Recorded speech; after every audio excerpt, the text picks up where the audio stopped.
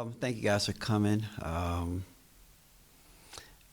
lot of reflection over the past couple of days. Very proud of our kids. Just all of the accomplishments that they've achieved. Throughout the season. It's very tough going into the year, having really um, no realistic expectations. You can always hope, but when you're going into a whole new different situation with a whole new group of people who have never really seen anything that you're about to experience, you never know what to expect. And just proud of the way that they came together all year long, collectively to form the team that we are today. And when you sit back and you think, and you're 22-6, and you finish top four in the toughest league in the country with 11 new players added to your team, you're always going to be pleased. And but it's just so much more than that, just because of the whole year and the way that they've come together. The experiences that we've had. No drama. They've just been great kids, and then it's capped off. Georgia becoming the newcomer of the year in the SEC and first team all conference. And I'm sure she probably got some consideration for player of the year. And, that was really good for her, because coming over to this league, there were a lot of doubters out there. Obviously she did a wonderful job in the ACC, and with the level of physicality and the play. And, a lot of people doubted what she could do. And she took a blind leap of faith, to follow me here. And, our experiences have made us closer. And I've been proud of her, the person that she's become, the leader she's become. And what she did for this program for now, but also for the future. And then, I can't be more excited for Clara Strack. Clara and what she was able to accomplish this year. Obviously, sitting last year and not playing a lot of minutes. And I saw the hunger on her face when she got here day one. She wanted to get going. And just for her to be recognized, as one of the best 16 players in this conference, and then the defensive player of the year. I was hoping that they were going to recognize that, because she does so many things that doesn't really pop up on the stat sheet. She does things that will pop up on the stat sheet, but she anchors our defense. She's very, very smart, understands it, has a great feel for it, and to be recognized by the coaches, that's a tremendous honor for her. So I was extremely proud of that. I was a little nervous that she might get overlooked because she didn't come in with the big name.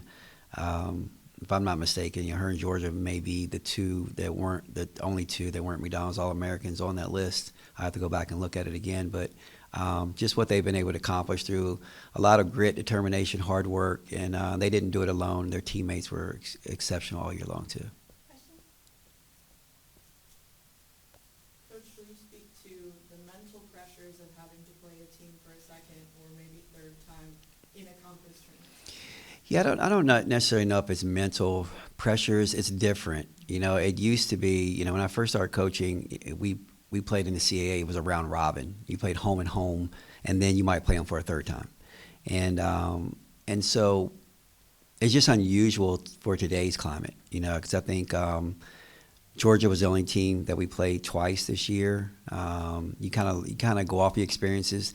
It takes away the surprise element, because we know how physical they are. We know how fast they are. We know how good they are, and so it's not really like a mental pressure. It's just something that you just don't have to deal with all the time. But it kind of helps you out, because you never know how strong Reagan Beers is, and I'm not assuming that they're going to win, because they do have to get through Texas A&M or Georgia.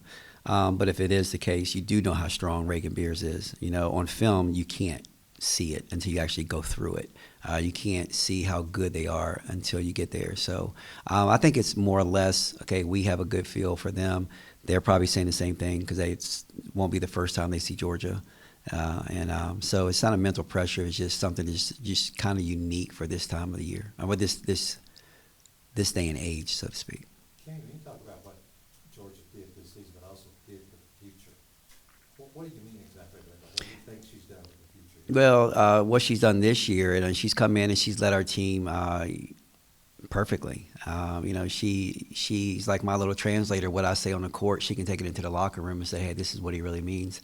A lot of eyes were on her in that locker room to see, how we operate, because other than her, Clara, and Gabby, no one had ever been, under my direction.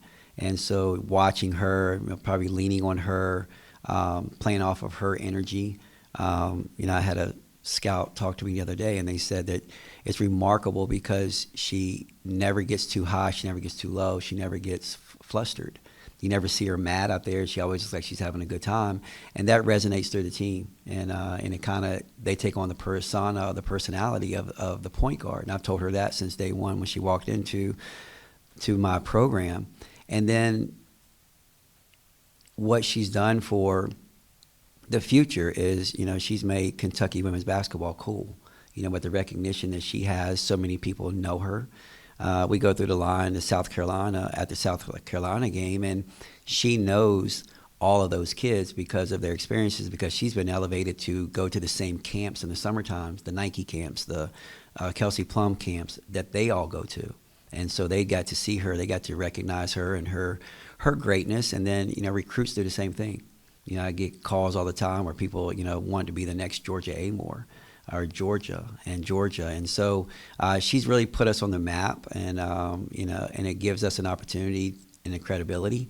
And I think that's going to last for a long time, because I think that she's going to continue with her career, and the association with Kentucky women's basketball will be there, and I think it will linger through and help us out in the future.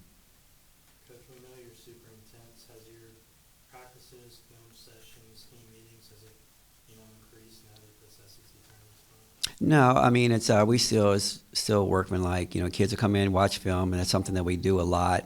It's how we get better. The one thing that we have to be careful with is we just don't have as much depth, and so we can't go out there and go full bore. And Georgia and Clara and Tiani and Amelia, all those guys who play high minutes, Deja Lawrence, they can't really do a lot of that and still be effective. And so it's really more the mental aspect of it that we attack. But now we do have a couple of days. We will probably get in one really good practice, and the other ones will probably be a lot of mental. And then after the SEC tournament, we get an opportunity. We'll have like close to 10 days, and we'll be able to get some practice time in then. So coaches love this time of the year because, you got to rest them, but you also can tweak some things and you can fine-tune some things. Kenny, a lot of coaches use the conference tournament as kind of a test to tweak their teams for the NCAA tournament. What is your mindset going into this thing? Are you trying to win it? Oh yeah, yeah. I know what you meant, but a lot of people do look at it a lot differently. You look at LSU, and LSU put the focus on the NCAA tournament to rest Flage.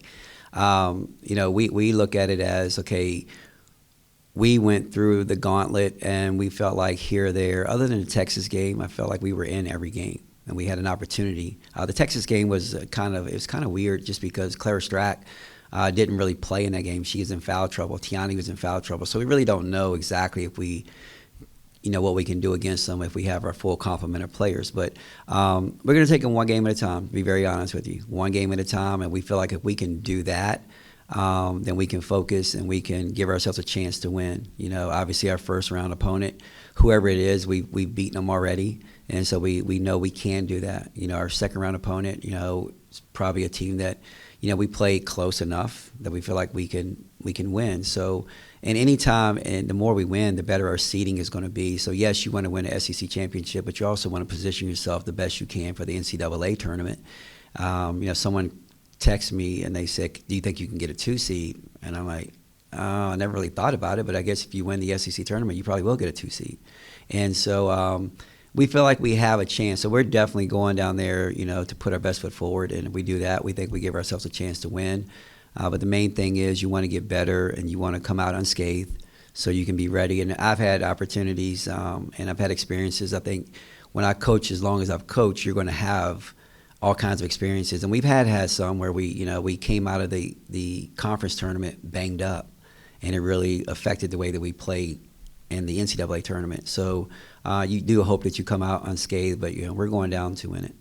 Kenny, does it feel good, or I think it would feel good, knowing there's no pressure as far as having to do anything specifically in the tournament to make sure you get to host NCAA, or do you feel like that's not a given yet? Yeah, I don't think it's a given. Anything can happen, and we we haven't positioned ourselves to solidify to host already. We feel like there's probably still some things that have to happen. That's the way we're looking at it anyway. But honestly, I haven't even really looked at it or the formula or what has to happen in order for us to host. It's just really living in the moment. And I'll let other people take care of that. And I've learned a long time ago, control what you can control, because if you sit around, and you're thinking about all the things that need to happen, that can happen in order for it to finish, it's just usually just wasted time. And so you just focus on, the things that are right in front of you, and celebrating, Georgia and her accomplishments, celebrating Clara and her accomplishments, is try to get kids healthier, is try to get kids a little bit better. I want them to enjoy it. Other than Clara and Georgia, Gabby, and I think Deja played in the NCAA tournament once. We want them to really enjoy this experience. Coach, very commonly you say all the time, we'll learn from this. I'm curious, before conference play to now, what do you think the team's learning the most? I think they learned that if they do the things that they're capable and what we expect of them, they're a really good basketball team. And I think that they learned that they do those things, they can play with anyone. When you go down the stretch and you have a chance with, under 2 minutes to go and you have a chance to take the lead on LSU, you're a good basketball team. If you're under 5 minutes to go and it's a 1-point game at South Carolina, you're a good basketball team. And we didn't finish on the way we could or should have, but we learned from those experiences. So if you can play that way, and especially the South Carolina game on the road, in front of 18,000 people who were knowledgeable, who had routines. All right, the way they swung those towels, it was a routine. You can watch it on film, and you just think they're swinging towels. You get in that building, it is choreographed, and they are loud, and they are, and we calmed them down for a good bit of the game. But I even mentioned it. I've coached in a Final Four game. I've coached in an NBA arena where we had 16,000 people. I've never heard a building that loud and that choreographed. And I said it was a great atmosphere for women's basketball. It would have been a great atmosphere if it was a men's basketball game. It would have been a great atmosphere if it was an NBA game. And for our kids to really not get rattled and play through it until the last couple minutes, just proves that you can play with anybody if you come out and you do the things you're supposed to do. What's been the most gratifying aspect of Clara Strack's growth this year as a player? Clara, when we recruited Clara, I knew she was going to be special. Backstory on when I found her, I was in Atlantic City, and I was there to see a couple of her teammates. And actually, we signed 3 kids that year to go play.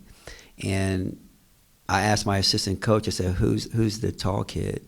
And he said, I think she's a young kid. And I said, well, go check. And she is a young kid, but she was of age. We were going to be recruiting her. And immediately, I was supposed to leave that day, but I stayed around for the whole weekend to watch her. And I just kept watching her. And I said, you know what? She had a couple of kids on that team who ended up being McDonald's All-Americans. I said, she's going to be the best one of that group. And when we got her, we were very excited to get her because we couldn't recruit post players at all behind Liz Kitley. And we were excited to get one. And when we got her, immediately she showed me that she had the it factor. We put her in the first practice, and the kids she was playing against was throwing elbows all over the place, and she just played through it, didn't back down. We took her to Greece. The first game we played in Greece, she had 20 points and 14 rebounds because Kitley didn't play. And we were like, this kid's going to be special. And then it was just a matter of her learning, getting in shape, and learning how to play at this level. She broke the rotation. She got in our rotation before the end of the season. We didn't redshirt her like I anticipated we were going to do. And then when I came here, I was nervous because the one thing that Clara lacked last year was conditioning. She couldn't play long stretches because she just wasn't in as great shape. And I was scared because when I left her, other than her being at my house with Gabby, I didn't see her in a basketball form. And so I didn't see her for like 3 months, basketball form. And when she got here, I was nervous as heck. She walked in, of course, coach, what they typically do, they inspect the kid, make sure to see what they look like. And she looked good, and she was eager, and she wanted to work out that day. And when we put her through a series of workouts, I'm like, man, she's better than I had hoped that she would be when she came back. And then the stuff that we did this summer with her, we focused on things to consciously make her uncomfortable. We wanted her to be comfortable with being uncomfortable. You know, I made her do ball handling drills. I put the football pads on, and I made people beat her up, and she just came through everything with flying colors. And I remember my son-in-law was here, and he was watching one of the workouts, and he was like, you know, he knew Clara and saw Clara last year, and he was like, who the hell is that? And we knew that she was going to be great, and she just wanted it on a team full of people who hadn't proven anything. She wanted it, and she continues to work as hard or harder than anybody that I've ever had to this day. You know, film study, coming in, can we shoot? Can we work on this? Can we work on that? And, you know, the fruits of her labor really paid off, and that's why I'm so proud, because she puts in the work. And I think she's only going to continue to get better and better and better, because she just wants to get better, and she's never satisfied with what she is. So I'm very proud of her.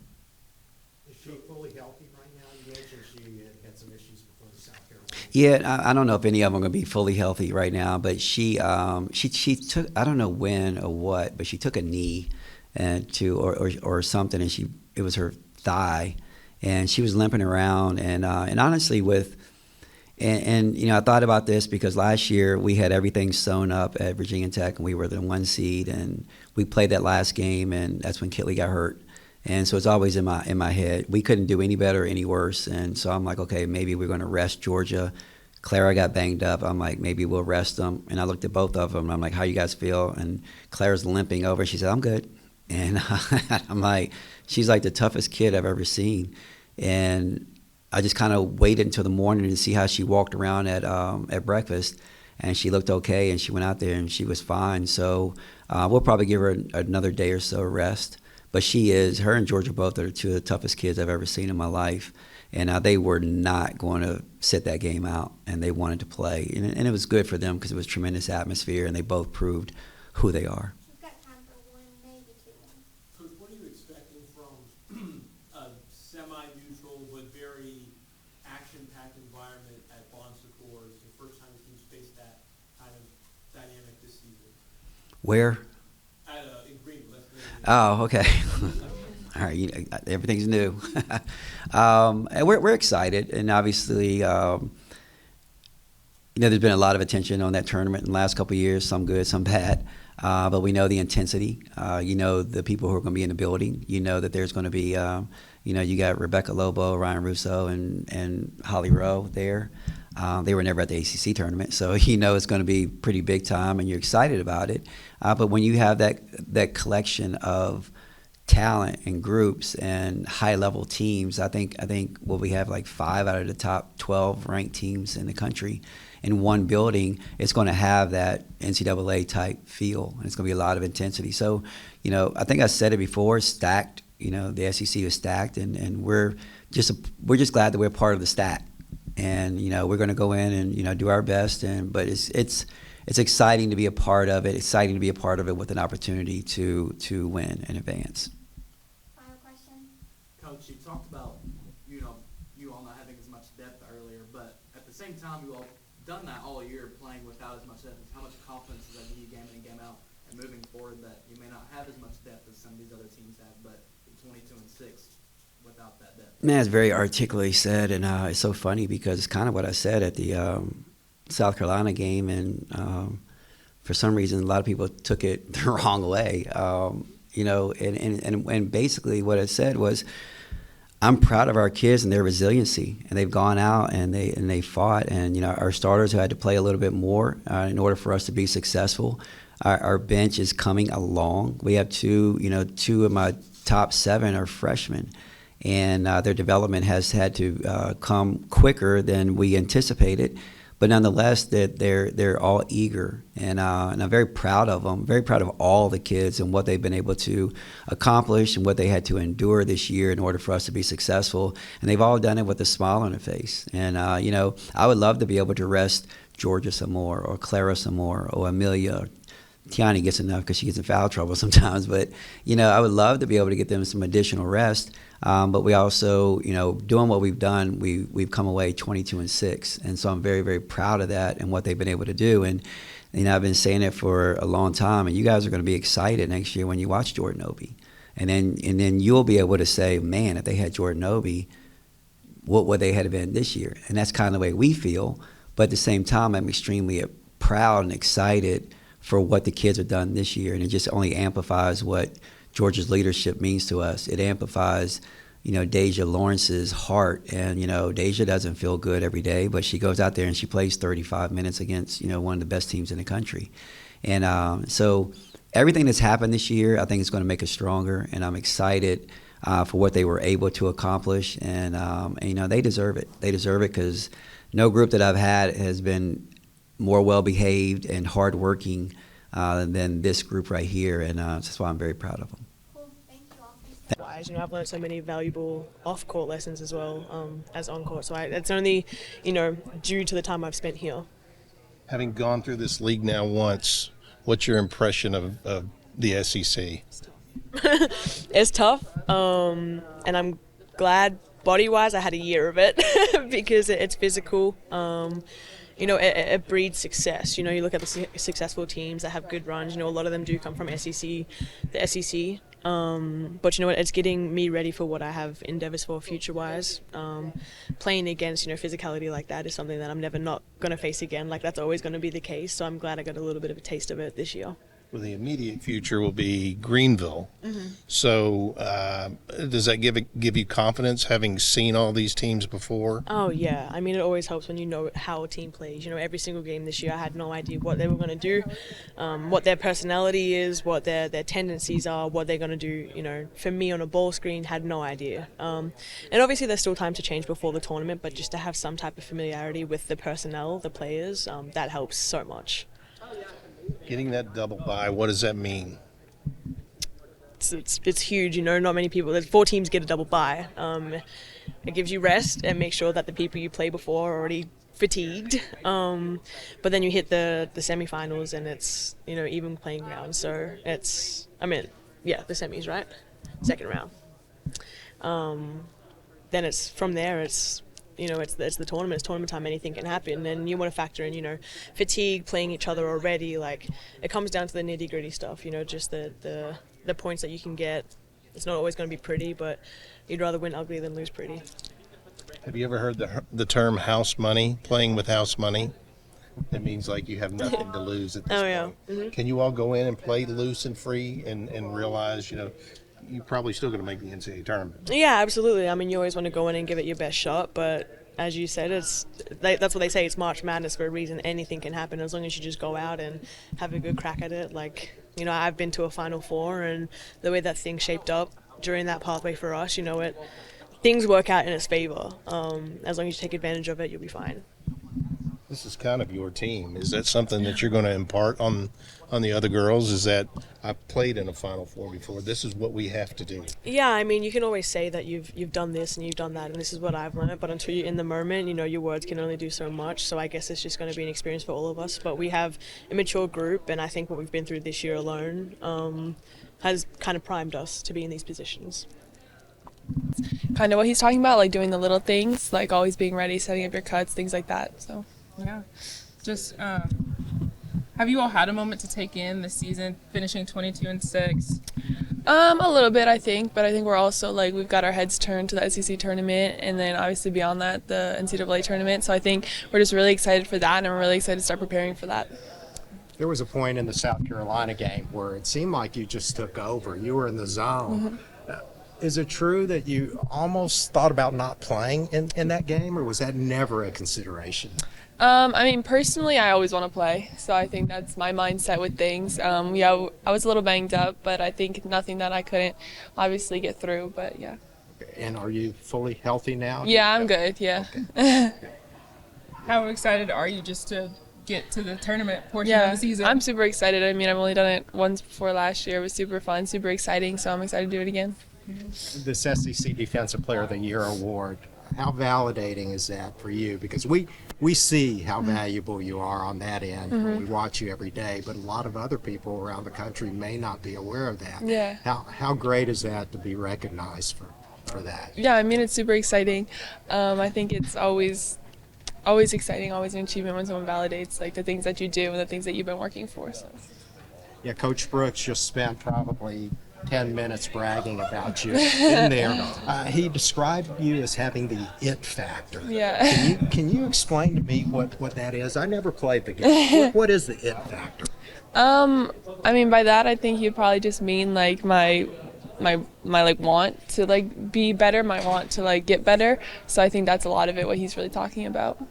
He also talked about your conditioning. Yeah. You've gotten so much better on the court. What has been a big factor associated with that? I mean, same thing, just working hard, just every day, like getting in extra work. So I think a lot of that. Coach Yeah, I think it definitely gives us confidence. I think that's a big thing for us too, just being confident in who we are, not even so much focusing on who it is we're facing, because everybody's going to throw something different at you. It's a tournament. Everybody's play style, everything elevates a little bit. Everybody has something more that they're going to throw at you. So I think just us focusing on us and being confident in what we have, and really sharpening that before we get out there, will definitely be a big thing. Yeah.